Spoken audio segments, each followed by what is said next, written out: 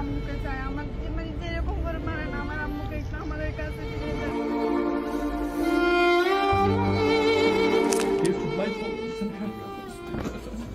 In the night, they used to handcuff us to the back.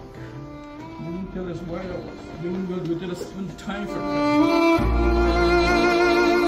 প্রত্যেক দিন চোখ বেঁধে হ্যান্ডকাপ পরিয়ে মাস্ক পরিয়ে মারতো কেউ এসে একটু ভালো করে বুঝাইতো, কেউ এসে বলতো আগের দিন যে আসছে কিন্তু আবার আসবে, আমার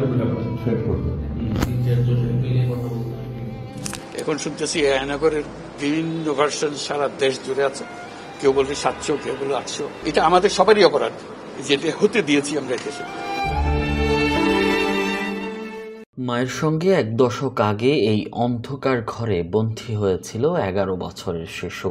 দিনের পর দিন পার হয়েছে র্যাব কার্যালয়ের আয়নাঘর, গোপন কারাগার এবং নির্যাতন সেলে। একটা সময় পর সে মুক্তি পেলেও মাকে খুঁজে পায়নি আর।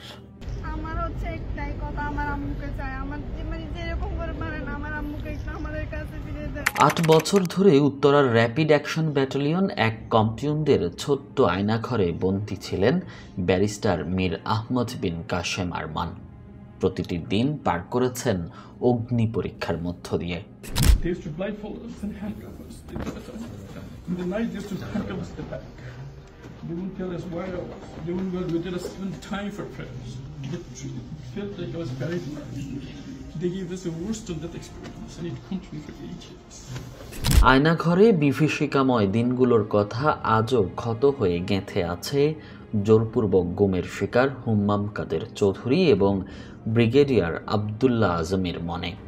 চোখ বেঁধে দিলেও এখনও সেই বন্দিশালায় খুঁজে পাবেন নিজেদের সেলটি। আমাদেরকে চোখ বেঁধে দেন এখানে, আমরা ফিরে আপনাকে দেখাতে পারবো আমার সেল কোথায়, ওটার সেল কোথায়। প্রত্যেক দিন চোখ বেঁধে হ্যান্ডকাপ পরিয়ে মাস্ক পরিয়ে বাথরুমে নিয়ে যেত। That was our everyday life. আমার 40 হাজার উপরে আমার হ্যান্ডকাপ করে চোখ করে। পিপল তাদের জন্মের আগে কমান্ডার পিপল গত জুলাইয়ে সাদা পোশাকে তুলে নিয়ে যাওয়া হয় আসিফ মাহমুদ, সজীব ভুঁইয়া এবং নাহিদ ইসলামকে। রাখা হয় ডিজিএফআই এর টর্চার সেলে। এতদিন পরেও দেয়াল দেখেই চিনেছেন কোন কক্ষে বন্দী ছিলেন তারা। মারতো কেউ এসে একটু ভালো করে বুঝাইতো, কেউ এসে বলতো আগের দিন যে আসছে কিন্তু আবার আসবে, আমার মিলিয়ে কথা বলতো। সারা রাতেও ইন্টারভিউ করতো এখানে, বা কোনো অজ্ঞান হয়ে গেলে ভাগ্যক্রমে জীবিত ফিরেছেন মা হারানো এই সন্তান আরমান, হুম্মাম কাদের, আবদুল্লাহ আজমি, নাহিদ, আসিফ কিংবা এই নির্বাহী। কিন্তু স্বৈরাচার শেখ হাসিনার সাজানো গোছানো আয়নাঘর নামক মৃত্যুকূপ থেকে মুক্তি পায়নি অনেকেই। এখনও তাদের পরিবার জানে না কোথায় আছে তাদের প্রিয়জন। 12 ফেব্রুয়ারি সকালে রাজধানীর আগারগাঁও, কচুক্ষেত ও উত্তরার 3টি আয়নাঘর পরিদর্শনকালে অন্তর্বর্তী সরকারের প্রধান উপদেষ্টা ডক্টর মোহাম্মদ ইউনূসকে আয়নাঘরে থাকাকালীন সেই ভয়ঙ্কর দিনগুলোর কথা জানিয়েছেন ভুক্তভোগীরা। বন্দিশালা ঘুরে দেখে স্বৈরাচারী আওয়ামী লীগ সরকার দেশে আয়ামে জাহিলিয়াত প্রতিষ্ঠা করেছিল বলে মন্তব্য করেন প্রধান উপদেষ্টা। বলেন, এরকম টর্চার সেল সারা বাংলাদেশ জুড়ে আছে, সেটাও শুনলাম আজকে। আমার ধারণা ছিল যে এটা বোধহয় এখানে আয়নাগর বলতেছি কয়েকটা আছে। এখন শুনতেছি আয়নাগরের বিভিন্ন ভার্সন সারা দেশ জুড়ে আছে, কেউ বলবে 700, কেউ বলবে 800।